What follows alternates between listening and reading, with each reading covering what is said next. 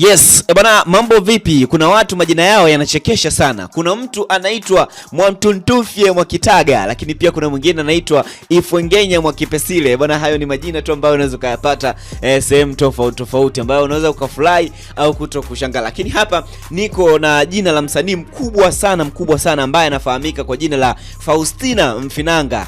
Unajua ni maarufu ni kwa jina gani? Aliweza kufanya show muhimu sana kwenye Samia Serengeti Music Festival akiwapa mashabiki wake miondoko yake binafsi na sauti ya nguvu, akiimba nyimbo ya Sugar lakini pia na Da. I think utakuwa umenielewa ni msanii gani huyo. Anafahamika kama Faustina Mfinanga. Lakini pia nimekuzoea na nyingine nyimbo zake ambazo zimekuwa zimezoeleka, lakini pia mashabiki kuweza kuzisikiliza. Sasa kona ya uwanja wa Tanganyika Packers Kawe, ambapo show hiyo iliweza kufanyika siku ya Jumamosi, huku mashabiki wakiweza kushangilia kwa furaha, hasa wanaume ambao walikuwa wakimshangilia kwa nguvu, jambo ambalo liliweza kujitokeza kama ishara kwa wanaume wanapenda kuimbiwa nyimbo za mahaba na wapenzi wao, yani wanawake wao. Bana, kama mimi nikiwa na mpenzi wangu pia huwa napenda kuimbiwa nyimbo za mahaba, za mahabuba, kidogo nini niweze kupata usingizi fresh. So kuna sehemu fulani ambapo sound ya muziki ilikuwa kubwa zaidi kuliko msanii mwenyewe. Na Nandi, bwana Nandi, kumbe Faustina Mfinanga anaitwa Nandi. Nilikuwa nataka nikupe kodi hii mwishoni kabisa. So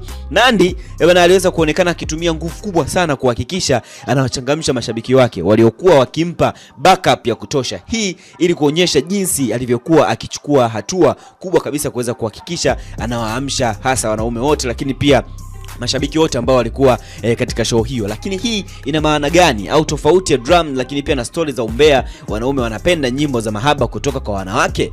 Au kuna baadhi ya watu pia wanaweza kupenda umbea, kuna wanaume ambao pia wanapenda umbea, kuna wanaume ambao pia wanapenda kuimbiwa na wanawake zao. So Nandi pia alikuwa ni mmoja kati ya watu ambao pia mara baada ya kupanda kwenye stage, wanaume walikuwa wakipiga sana kelele kutokana na sound pia kuweza kuwa kubwa sana ambayo imeweza kufanyika na Majizo, ili mlazimu mpaka Nandi aweze kutumia nguvu kubwa sana kuweza kutoa sauti, kwa sababu unajua kwenye show lazima tukusikie msanii ukiimba, lakini pia tusikie sound, lakini pia tusikie kitu ambacho kinakuwa unakitoa kutokea kwako. Yapi maoni yako kuhusiana na hili? Kweli show ya Nandi ilikuwa poa, au kweli wanaume wengi tunapenda sana kuimbiwa na wanawake kwa nyimbo za mahaba ili kuweza kuwa sawa katika swala zima la kuweka mawazo sawa? Hii ni Sawa Sawa Digital na mimi ni Zildad kabisa. Kwenye Instagram, Facebook, mwenye X tunapatikana kama Sawa Sawa Digital. Ukiingia YouTube, subscribe channel yetu ili kuwa wa kwanza kabisa kupata taarifa hizi. Ciao.